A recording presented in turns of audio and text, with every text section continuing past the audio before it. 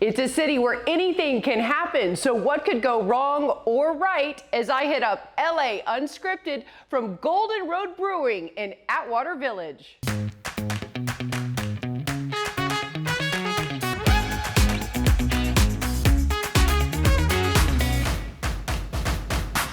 Cheers, props, salud, chin chin. No matter how you say it, there is always something to cheers about here at Golden Road Brewing. And if you mention LA Unscripted at any of their pub locations, you get 10% off your total. That's right, today, I, Dana Devin, dropping discounts. You're welcome. And what goes best with your favorite brewski? Let me know. But if you're looking for something new to pair with your suds and stout, our relatively new vegan, Jasmine Simpkins, suggests you say cheese.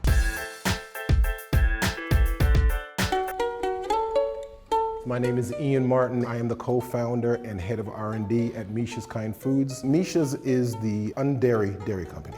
So what we want to do is supply plant-based options for most of our dairy favorites. We've been in operation for about 3 years. I've been a vegan for about 11 years. And there's definitely was a need, and there still is a need for healthy alternatives. My son was definitely the inspiration for it. I wanted to leave a green imprint on the planet. I wanted to make a better world for him. And if it wasn't for him, I probably wouldn't have started this. He had been working on this for a while. He'd been working on, I think, the cheese for at least a few years. I tasted it. And it was awful. I immediately understood it, but there was also something that it wasn't quite there. So I was like, listen, maybe try this, maybe this a little different. He'd go back, no ego. He would just go back and do it better and better and better and better. Well, we actually started out doing blocks. One day our cheeses didn't set. One of the fridges went out, and I said, you know what, this week let's just do spreads. And we did spreads at the market, and I think we did a little bit better. And so I thought to myself, wait, this can be done in 2 days rather than 6 weeks. I said, let's continue with spreads and we'll get back to the, to the rounds at another time. Right now we have 7 that are available for purchase. So Jasmine, we have an exclusive today, hot off the press. We just perfected a new flavor, and you are going to be the first taste buds. This is just plain cream cheese. Yes! It has been requested for about 2 years, and we've finally gotten it down. Wow. This is really good. I would just eat this by itself. Now, this is something that we try to tell our clients at our farmers markets. This is not just for spreading on crackers and bagels, but you can actually use this as a dairy component or the cream component in any dish. I am going to do a pasta, just a spaghetti. I'm going to use black truffle, and we're going to make a pasta sauce out of this. We want to make sure that everything we give people, whether it be our cheese, our milk, our desserts, whatever it is well-rounded but deeply experiential. Plus, the other thing that is hugely important for us is that it's cost-effective. We are dedicated to our employees. We're dedicated to the planet. We're dedicated to the place in which we work, to the places where we sell, to the people we sell to all of it. That we feel responsible. And so we want to make sure we give the best to all those folks.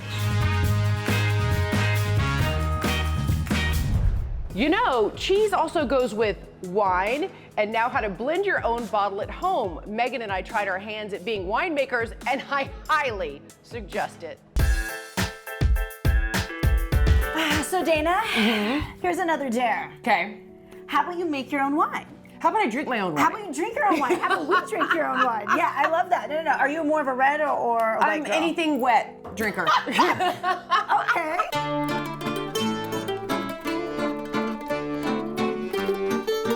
We've got Michael and Magdalena, and we're Okay. gonna go through how to blend our own wine, right? How did you guys get started with this idea?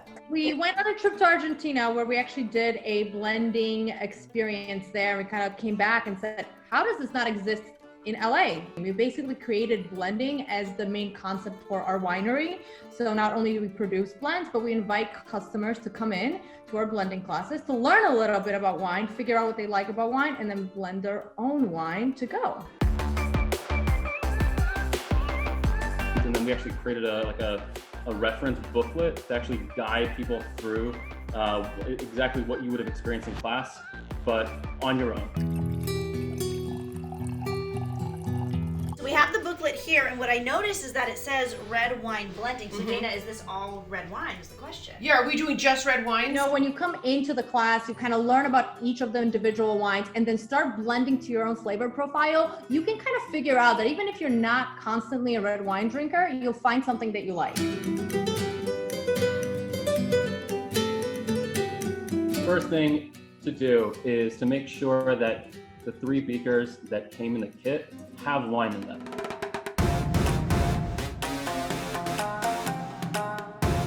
I challenge you to blend wines 2 and 3 first, and then we'll get. Okay. A double Dana. A double dog Dana Dare. What I want you to do is, this is a 50 milliliter graduated cylinder, so I'd like to go a little bit heavier on 2 versus 3. Okay. So fill 30 milliliters of number 2, the Cabernet, and then top it off up to the 50 with 20 milliliters of 3.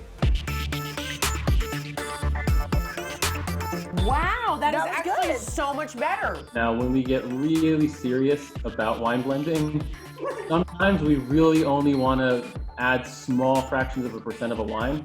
Okay. So maybe dip this into wine number 1, try to extract. I actually like it more. It added one more like dimension. What would you pair this with, by the way? If this was a wine, what would you pair this with? I mean, honestly, the first thing that comes to mind is pizza.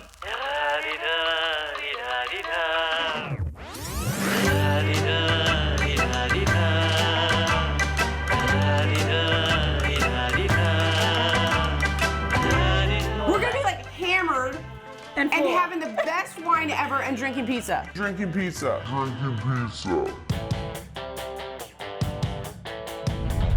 It seems like a lot of A-listers are adding mixologists to their stats. Now basketball great LeBron James taking on tequila. LeBron James is a backer. What was it about Lobos 1707 that made him want to jump in? We just known each other through common friends, and he's a tequila drinker, and he knew that I was doing a tequila, and he tried it, and he said, Do you actually want to hear exactly what I told Diego when I told him? the safer? Okay, because it might be some kids hearing this interview. I told him it was the best tequila that I ever had in my life. and then after that, he's like, why don't we do this thing together? And we were aging our tequila, giving it a finish on a sherry cask barrel. It's gonna be smoother, it's gonna be softer in many ways without losing any of the soul of what a tequila is. What mezcal really is and the difference between mezcal and tequila. The type of plant, both are agave. And the second, which is the biggest difference, is how it's cooked. So, once you get the agave, you take the leaves off. Tequila is, cooked in like a pressurized oven. So where the flames or the smoke doesn't touch the actual plant. Mezcal, it's done in this like pit in the ground. And then the smoke is just cooked for 3 days. So that smoke really stays in the liquid and really stays on the pineapple. And in our case, because we do it in Oaxaca, which is this like volcano black sand, which is why the bottle is black. Can we make a cocktail? We're going to do a variation on a Paloma using the Lobo 1707 Mezcal.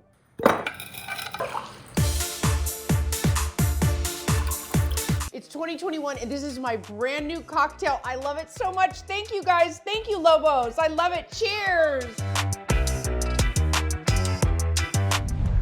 Well, now that's a slam dunk and more points to score coming up. Get in the flow with your inner animal. Healthy vibes coming your way. And comics aren't just for kids. Your golden ticket inside Golden Apple Comics when LA Unscripted from Golden Road Brewing is back before you can order another cold one.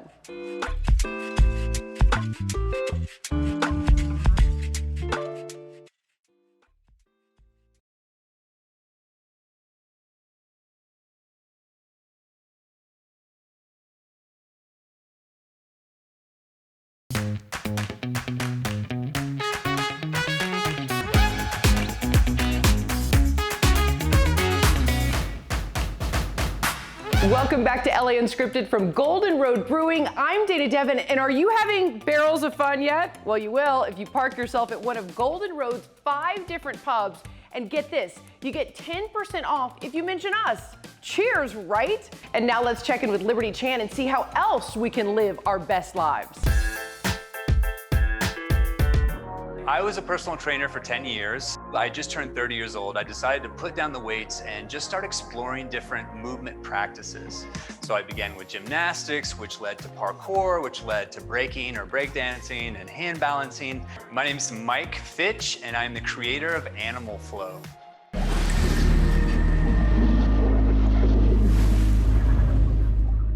The film on your website, I am so inspired. I was blown away.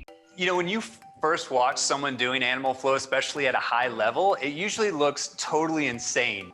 Animal Flow is a ground-based quadrupedal movement system. It just means hands and feet in contact with the ground. And this style or this approach is designed to improve all of your physical abilities. The first thing is something we call wrist mobilizations. So the first one is just called wrist rolls. So you're just gonna take your hands, you're gonna clasp them together, and you're gonna roll one hand over top of the other. The second thing is just something we call activation. We call these beast activations and crab activations. And all we're doing is really holding these isometric positions. And the reason that we're doing that is because we're encouraging that communication throughout the body, but also bringing the mindful awareness back into our systems.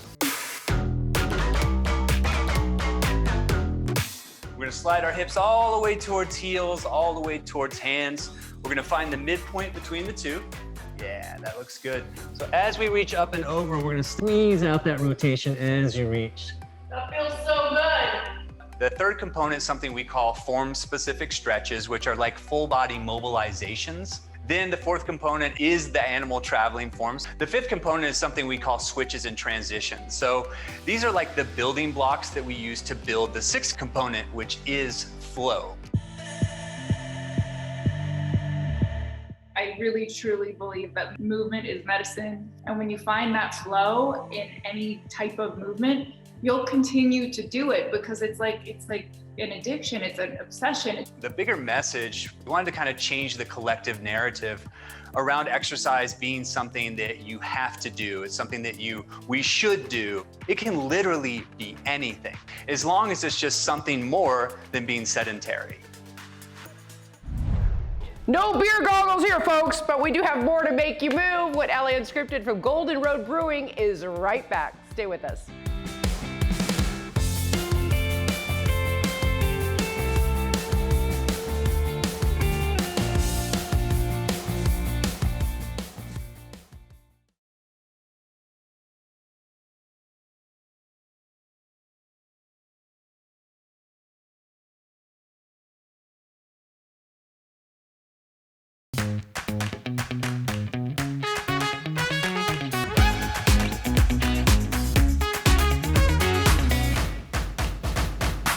So you know, one of my favorite ways to enjoy beer is a michelada. And here at Golden Road, they are peeling back new ways to mix it up. So explain to me what we have here. I've never seen this before in my life. Yeah, so that's a tamarind straw that we do. Okay. So we want a nice, authentic michelada. So there's a little bit of chamoy, which acts as the glue for the tahini, which is that chili lime spice right on top. Okay. Then we add that tamarind straw in just for perfect enjoyment. Okay. Now mine is a true michelada, but Yeah. yours is what? So I'm just doing the tahini rim. Okay. And we recommend both ways, just as an homage to the fruit cart vendors of Southern California. My mouth is literally watering. Can we try it? Absolutely. I'm so excited. Okay, cheers again. Okay.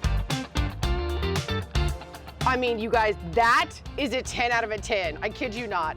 And now from mango madness to a golden apple. Cheers. The best ever. Hi, my name is Ryan Leibowitz. I'm the co-owner here at Golden Apple Comics, a comic shop for the stars. When you read a comic book, similar to if you read any book, you know, you have that escapism. What's cool about comic books is the visuals. You actually get to be in that world. The name, for example, doesn't really tell you a lot. And so when you see that Spider-Man out front, it kind of clues you into what treasures could await inside.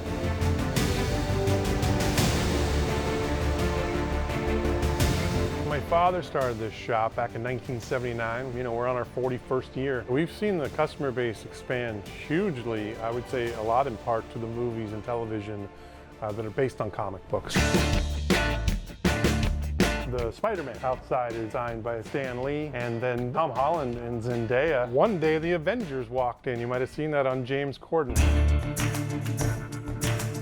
Golden Apple was dubbed the comic shop to the stars. Michael Jackson was a frequent customer. We have a box we keep for Samuel L. Jackson that I hand curate for him. He's a huge fan of comic books and graphic novels. Sam loves anything with the word samurai or having to do with samurais. So the word comics or comic book really does encompass everything from old comic strips that you'd read in the newspapers to full-blown printed single issues or even graphic novels, anything that has sequential art where they tell the story using panel-to-panel artwork. Comics aren't what they used to be, and now they're highly collectible. Comic books these days can be worth over $1 million. We have tons of signatures, Patton Oswalt, James Gunn, so many different amazing people.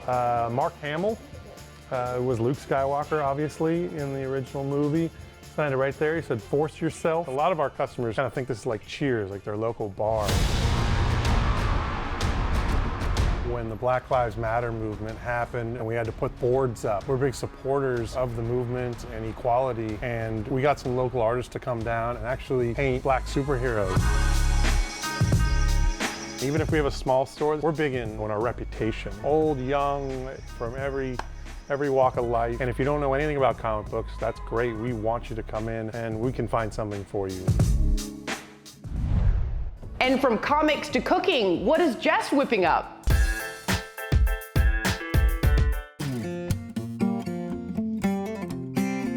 But I'm gonna do a take on the soup and sandwich for lunch, and I've got this amazing sourdough bread. I'm gonna cut a thick slice, maybe too thick. That is one massive piece of bread. To the tomato soup. In the oven, I have a bunch of tomatoes. All I did is stick it on a cookie sheet, bake it in the oven with some thyme, some shallots, some garlic. Boom. Olive oil, of course. And then this is kind of a trick when it comes to thickening a soup. Parsnip. Blender, we'll add our veggies, all of this going in. Thyme and all, stick it all in there. And then our parsnip. I have 2 parsnips cooked until nice and soft, some salt, some olive oil. To that, I'm gonna add some chicken stock to get it going. And now we blend.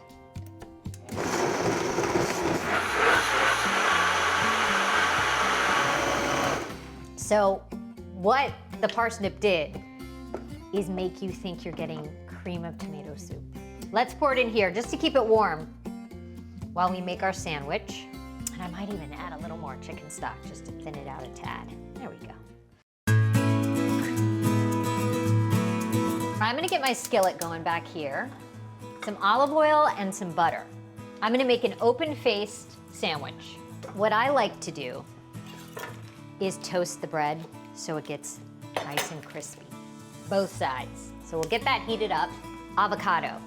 So yes, I am making a take on an avocado toast. So I just made slices. Take a spoon. Try to scoop it out looking as neat as you can. Time to assemble. I'm just gonna, a tiny bit of salt because the bacon's very salty. And some pepper on our avocado. Try to make it as pretty as you can. Take our bacon and crumble it or chop it up. You could put a whole piece on there too, but I kind of like chopping it up. With it, a bowl of soup. Soup and sandwich. And if you don't feel like cooking, our sponsors at McDonald's invite you to drive through the Golden Arches as the restaurants honor Hispanic Heritage Month. Hi everyone, my name is Jennifer Castillo. I am the training supervisor for the Carter organization. Like many of you, I started my career at McDonald's as a crew member. I am most proud of my culture, especially being Hispanic Heritage Month. It is important for me to try to be a role model to people that are going through the same things as me. You know, I'm a new mom of 2 toddlers, and I'm going to grad school, and I'm working, you know, and just seeing where I came from, where I'm going. I started working when I was 16. I found that McDonald's was hiring, and they were very, you know, advertising flexible scheduling. So for me, I was like, this is gonna work for me.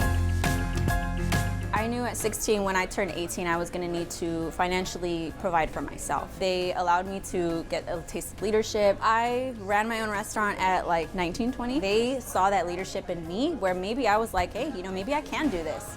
I think them trusting me and believing in me that I can do it really escalated like how I performed. I got in there empowering my team and motivating them. They pay for school. I'm a big advocate for paying for school. I mean, I'm walking around the restaurants like, are you going to school? Are you going to school? Do you want help paying for it? Because we can pay this much for you, and like we'll really help you get where you want to go. All right, Jennifer, the Big Mac is one of the most popular items on the menu, is that right? That's right. All right, so are you gonna teach me how to make one? Of course. Okay. You need to wash your hands. Okay. Hand washing done. Apron. Yes, thank you very much. Gloves. Some gloves, all right. The Big Mac is one of my favorites at McDonald's, so I'm really excited to learn how to make it.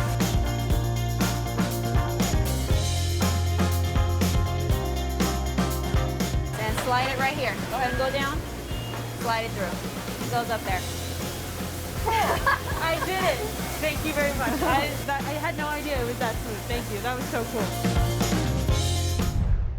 cool. Okay, I'm gonna take some fries with that and an apple pie. Thank you so much to Golden Road Brewing for being golden to us. And again, stop by their pub for that discount. Where will we be next? You never know. We'll see you next time. Mwah.